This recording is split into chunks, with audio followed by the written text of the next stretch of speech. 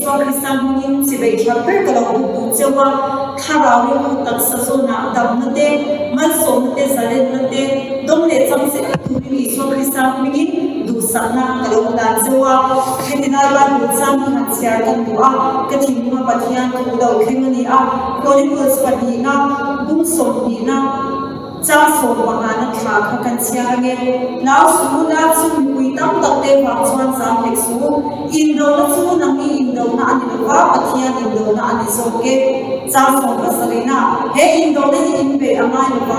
inza la di mo me kula inna ma chang la ba chan dam na chu en me ro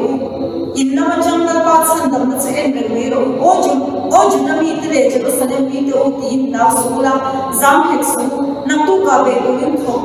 lalba chu inna ma achang si a lalba chu inna ma achang si a Jehoshaphat te chu kan chia ma juda nam te ani a ta chu khothum khan beirun an ma muaba khate amun khate seira khate khan khothum khan wal me Jehoshaphat te juda nam te kan ka chuan ne na khau na bani ma se ti dai ko ka du me chu Jehoshaphat te khan lalba lam khan en to me ni chu ta chu Jehoshaphat te khan en mung ye an be kan ni chu pathian phang na kan kan nan be ni lalba ro pui be se thir zum te thir sham te ka an mong la bani hallelujah amen an be na tu ta khan pathian an phang tu pa pathian an tu be ni hallelujah amen pathian an tu pa pathian an phang tu pa ta chu now su mi pui tam tak te bang sang sa wi su indo chu nang ni indo nan wa pathian indo na ani so ke ti kan mu a ring tu na yan khara indo na kan na yan ni tin in la ko in kan na yan kan mo che ni chu apoi mo ka ti me chu he indo na yan mani be kan tum china mani ni kan tum china kan thei la ni ma se a thei tu la ni so ni sa ne na yan tu to be na la ma hi pa to be na la ma yan chang to be na ta chon Iswa Kristan ya min ne sa se do na ni hi hallelujah kalau soiwa lalwa ko pui be se Jehoshaphat te ko khan pathian na an ena pathian ka an fa to me ni he in no ko se in be amai ba inza ula ding mo me ula inna ma chang la ka san da ma chu en be me ro ati ni he in no ko in be amai ba ati ni inza ula ding mo ula inna ma chang la ka san da ma chu en be me ro ati ni hallelujah ke ma ni ko kan na kan pathian se thi kan mo ani Mission kan be vak China kan i vak China fight China draw kan na ngi hasa te lo kala boy te na te alo kala mission kan be vak kan tum China fight kan tum China ni ma se en thil ma ni kan thei lo ni ke soi do a Jehoshaphat te am khani enge pathian a to bila bo pathian ke bula kan to bila lalwa a to mena lalwa ni fak to mena ta zo kan fak pathian a lo se do ni engin puna idin nai bo lalwa fak khino thei su lalwa ne na ro thu soi lo thei su lo ti zero chu chon ne tu nun ne tu ko ma shwai kon se ni hallelujah kalau saya lalwa ro pui be se Jehoshaphat te am khan isu pathian a tu pila pathian fak to pila pathian na ma lo chang to pangbu athola to na so se chongchai tur subject kan buanga chongchai tur subject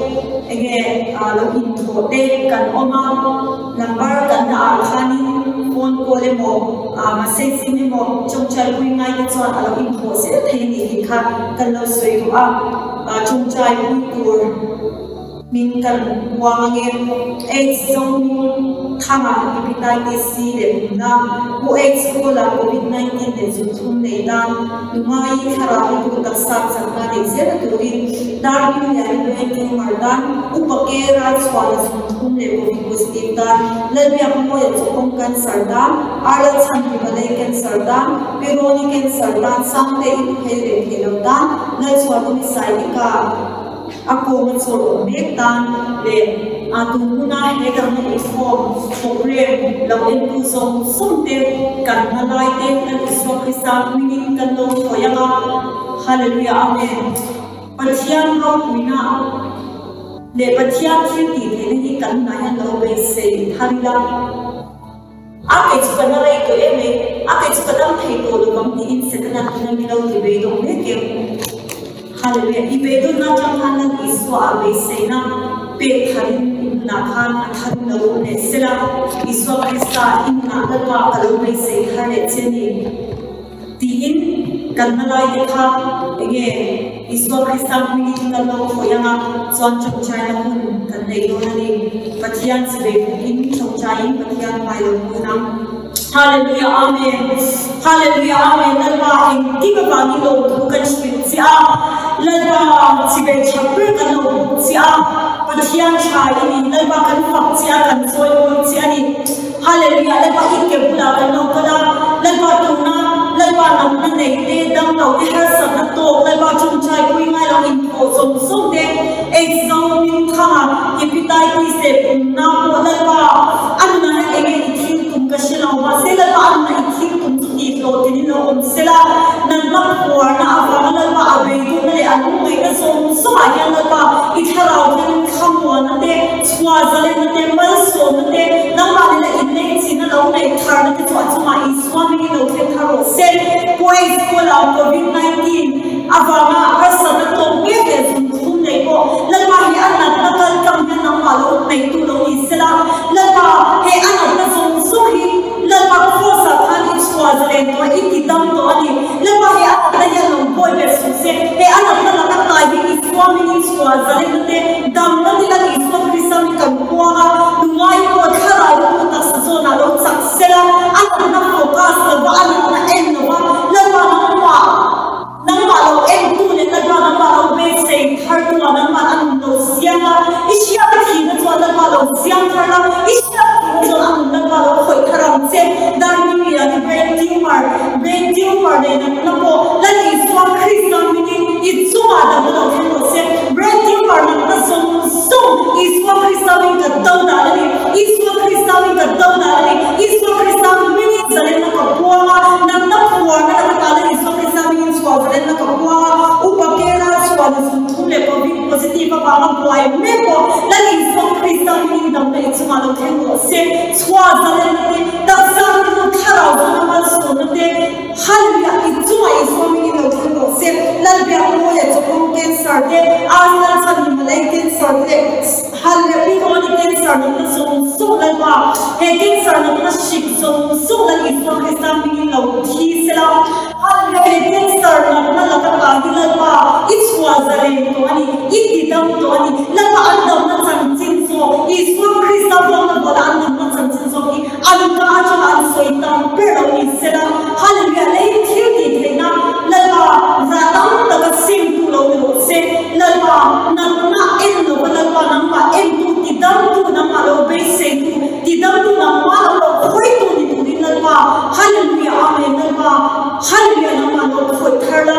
lalba an sa na ta chuna sa ta lalba siam thai lo sela khara la ma ko lalba ma so na tam ta ki lo ko se lal so mi sai ti ka ne ko ma chun on ko lalba iswa Krista bo na bo lai ti nam to vai kan lo ba lalba galatia thun sa so ko thumai lo siam khan da an sia na so la ka ta chula ka mi ti tam to lalba da an sia na